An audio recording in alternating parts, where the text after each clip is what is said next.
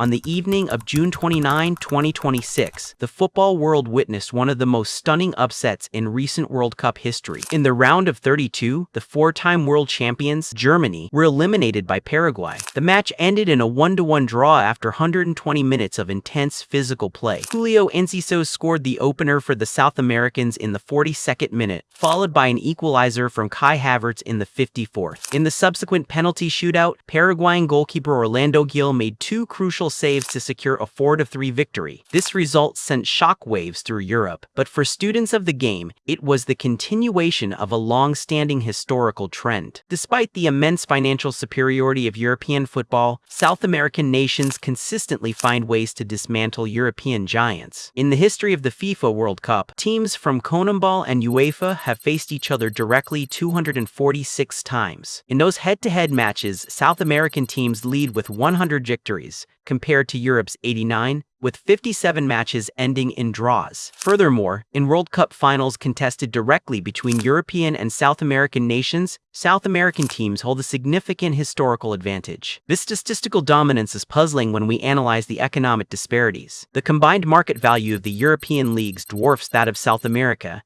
and Europe has won 12 World Cup titles compared to South America's 10. However, because Europe has more than double the number of qualifying spots in the tournament, their overall title count is distributed across a much larger pool of participants. When it comes to direct, high-stakes competition on the pitch, South American football remains the ultimate equalizer. To explain this phenomenon, we must look beyond financial resources and examine the unique developmental, environmental, and tactical factors that shape South American players. From the informal street pitches of Asunción to the extreme altitude of the Andes, South American football is built on a foundation of survival and adaptability. This is a story of how a continent with fewer resources continues to dominate the global game.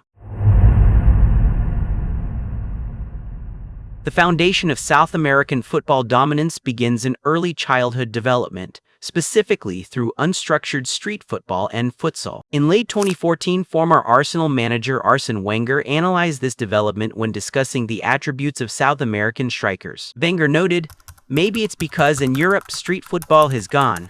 In street football, when you're 10 years old, you have to prove yourself against older players. You have to fight and win impossible balls." He argued that formalized European academies, while technically excellent, often sanitize the individual creativity and competitive edge of young players. In contrast, the informal street pitches of South America, known as the Potreros, breed a different kind of athlete. On these uneven, congested surfaces, young players must rely on improvisation, deception, and rapid decision-making to survive. This environment fosters distinct playing philosophies that are deeply embedded in national identities. In Brazil, it is Jogo Bonito, a style defined by rhythm, joy, and individual expression. In Argentina, it is La Nuestra, characterized by possession, close control, and sudden acceleration. In Uruguay, it is Guerra, a term representing collective grit, resilience, and the refusal to accept defeat. These philosophies are not taught in classrooms. They are forged in the daily struggle of street competition. This grassroots experience is systematically reinforced by futsal, which is played by almost every young player in the region. The heavy ball and small court format demand precise ball manipulation under intense pressure. Legends like Pelé, Diego Maradona, and Lionel Messi were all products of this informal, high-pressure system. While European academies produce players who excel in structured tactical roles,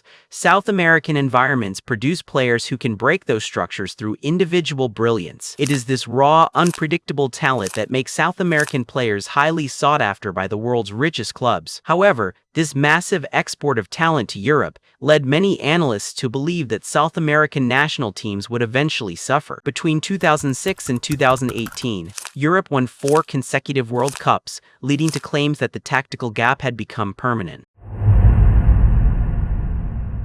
During the early 21st century, European club football became the financial center of gravity for the sport. Backed by billions in broadcasting revenue and private investment, European clubs established a monopoly on the world's best talent. For South American players, migrating to Europe became the ultimate goal, both financially and professionally. This constant talent drain left South American domestic leagues depleted, prompting criticism that the region was becoming a mere supplier of raw materials for European clubs. In early 2022, French forward Kylian Kylian Mbappé sparked intense debate with his comments on the state of global football. Mbappé stated, "The advantage we have in Europe is that we play among ourselves with high-level matches all the time. In South America, football isn't as advanced as in Europe." This statement was widely interpreted as an assertion of European superiority, backed by the recent dominance of France, Germany, Spain, and Italy. However, the migration of South American players to Europe actually created a powerful evolutionary feedback loop. By playing in the English Premier League, La Liga, and the Bundesliga, South American stars absorbed the rigorous tactical discipline, sports science, and defensive organization of European football. Instead of losing their identity, players like Lionel Messi, Alexis Sanchez, and Vinicius Jr. blended their native street instincts with European structural efficiency. The result was the creation of a hybrid player, one who possesses the physical conditioning and tactical intelligence of the European game, but retains the unpredictable spark of the Potrero. When these players return to represent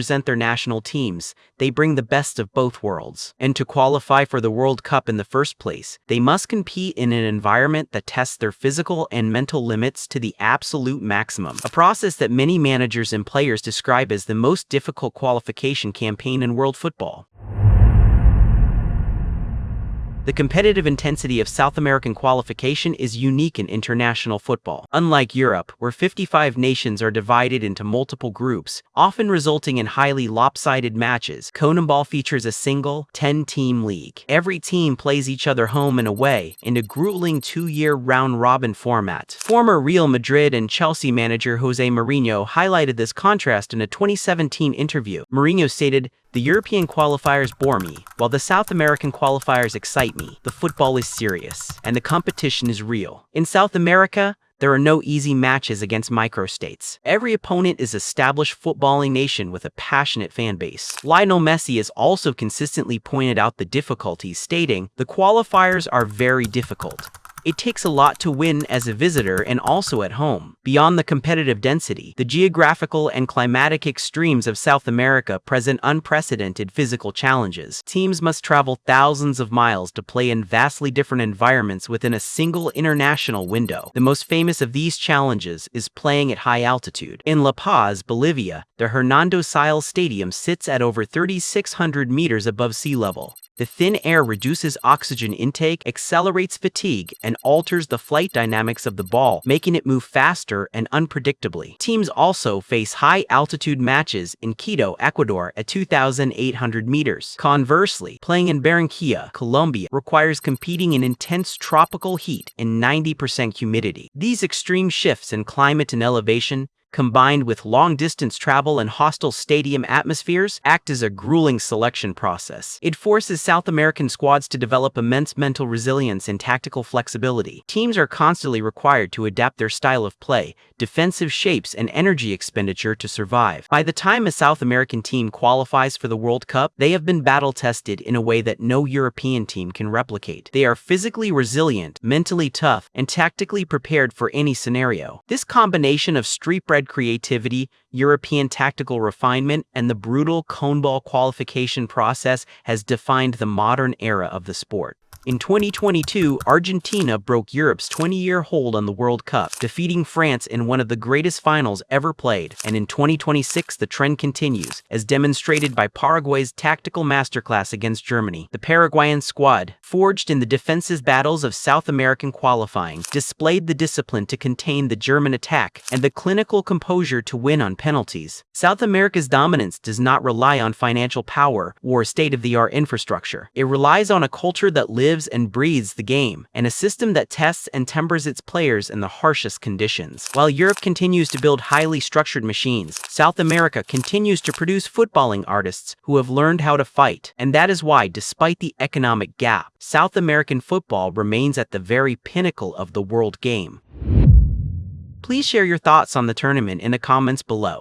If you enjoyed this analysis, please like and subscribe for more in-depth football stories. Until next time, enjoy the beautiful game.